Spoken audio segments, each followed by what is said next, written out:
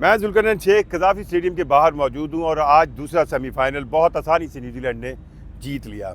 अब इस सेमीफ़ाइनल को जीतने के बाद न्यूजीलैंड की टीम जो है वो फाइनल में इंडिया के खिलाफ 9 मार्च को दुबई में खेलेगी। अब इस टूर्नामेंट की कुछ ऐसी चीज़ें हैं जो दुनियाई क्रिकेट में याद भी रखी जाएंगी और कुछ ऐसी चीज़ें जो साइड लाइन मुलाकातें हैं। मतलब आज जब सेमीफ़ाइनल था तो इस सेमीफ़ाइनल के लिए पाकिस्तान क्रिकेट बोर्ड की दावत पर राजीव शुक्ला जो कि इंडियन क्रिकेट बोर्ड के वाइस प्रेसिडेंट हैं और उसके अलावा बांग्लादेश के भी क्रिकेट बीसीबी के हेड, इसके अलावा south Africa, New Zealand, Pakistan cricket board ने जिन जिन लोगों को दावत दी थी क्रिकेट बोर्ड के हुकाम वो आए थे और साइड लाइन पर काफ़ी मुलाकातें हुई। पहले मैं थोड़ा सा आपको जो राजीव शुक्ला से बातचीत हुई उसमें उनकी जो बॉडी लैंग्वेज थी, बात उनसे एक ही हुई कि इंडिया की टीम क्यों नहीं आ रही, बात उनसे एक ही हुई कि पाकिस्तान इंडिया की सीरीज़ कहीं पे करवा दें। और ये जब उनसे सवाल किया गया कि जी बहुत से न्यूट्रल वेन्यूज़ हैं, लोग कहते हैं कि पाकिस्तान इंडिया की सीरीज़ कराएं, तो राजीव शुक्ला ने कहा पूरी दुनिया तैयार है। ये उनको भी पता है कि पाकिस्तान इंडिया की सीरीज़ बिकती है, लेकिन उन्होंने जो जवाब दिया वो एक ही लाइन थी जिसको मुख्तलिफ लेंथ के साथ उन्होंने पेश किया। उन्होंने कहा कि जब तक उनकी हुकूमत नहीं चाहेगी पाकिस्तान इंडिया की बायलैटरल सीरीज़ भी नहीं हो सकती और आईसीसी या एशियन कप के जितने भी टूर्नामेंट्स हैं या मैचेस हैं पाकिस्तान इंडिया के, वो हाइब्रिड मॉडल पे जाएंगे। अब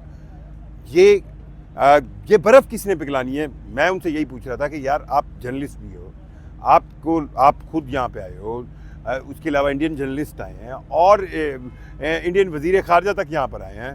सो क्या चीज़ है जो आपको लग रहा है कि यार इंडियन टीम की सिक्योरिटी में जो है वो आपको लगता है कि हडल होगी? तो उन्होंने उस बात पे वो नहीं गए, उन्होंने सिर्फ एक ही चीज़ कही। उन्होंने कहा जी जब तक उनकी हुकूमत नहीं चाहेगी। अब हुकूमत कब चाहेगी? अब इसमें जो बैक चैनल डिप्लोमेसी है वो क्या रोल प्ले कर सकती है?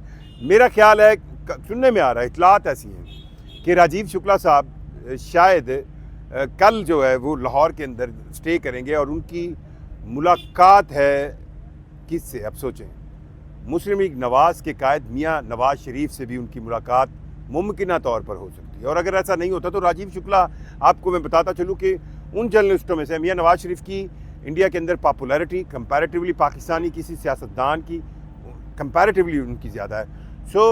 ये एक ऐसा लम्हा है जब दोनों मुल्क अब दोनों देश आप समझें कि करीब आए हुए हैं, क्योंकि क्रिकेट की सेंस में एक तो 29 साल बाद इस चैम्पियंस ट्रॉफी के इनेकाद को पाकिस्तान ने मुमकिन बनाया, उसको अच्छे अंदाज में कंप्लीट कर लिया, और दूसरी तरफ इंडिया भी अपनी शराइत पर उन्होंने दुबई में खेल लिया।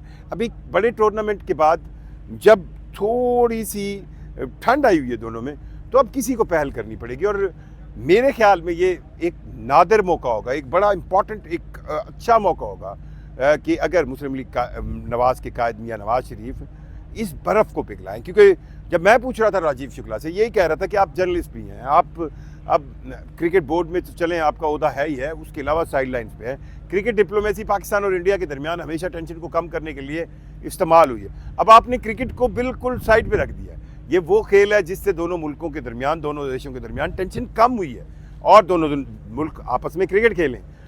अगर मियाँ नवाज़ शरीफ जो कि मुस्लिम लीग नवाज़ के कायद हैं, मुझे यूँ लगता है कि अगर वो थोड़ा सा कदम बढ़ाएं और वो जो उनकी पर्सनल एक कहें ना, अगर वो पर्सनली इस मामले में पैर रखें तो कहीं ना कहीं ये बर्फ़ पिघल सकती है। और ये बर्फ़ सिर्फ क्रिकेट के लिए नहीं पिघलेगी, ये पाकिस्तान और इंडिया और करोड़ों अवाम के फ्यूचर के लिए पिघलेगी। अब इस डेडलॉक को ख़त्म कैसे किया जाए, ये बहुत इंपॉर्टेंट है। अब इस डेडलॉक को ख़त्म, अब यहाँ पर जो आज के टाइम पर, पहले जब क्रिकेट के टाइज चल रहे होते थे तो क्रिकेट मैच, वो राजीव गांधी थे तो ज़ियाउल हक साहब जो है वो क्रिकेट के मैच के लिए देखने के लिए चले गए। जब पाकिस्तान और इंडिया की जो है वो फोर्सेस बहुत ज़्यादा हाई अलर्ट स्टेज पर थी, तो उस वक्त जो है वो ज़ियाउल हक चले गए और उन्होंने जाकर सलीम मलिक की इनिंग्स थी उसको देखा और उसके बाद हमारे जो है टाइज जो है वो बहुत अच्छे हुए। दूसरी तरफ अगर आप देखें तो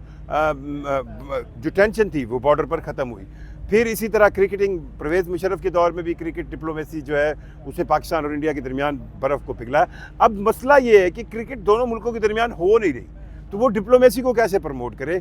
तो मुझे ये लग रहा है कि जो बैक चैनल डिप्लोमेसी है, बैक चैनल डिप्लोमेसी अगर एक्टिव हो तो वो बैक चैनल डिप्लोमेसी एक्टिव होकर कम अज़ कम इन दोनों मुल्कों को अगर करीब ले आए और क्रिकेट के मैच होंगे तो आप अल्टीमेटली समझिए कि पाकिस्तान और इंडिया की गवर्नमेंट्स, उनके लोग, वो भी करीब होंगे। और अगर वो लोग करीब होंगे तो ये ज़्यादा से ज़्यादा पाकिस्तान के लिए भी अच्छा होगा, इंडिया के लिए भी अच्छा होगा और इस रीजन के लिए अच्छा होगा।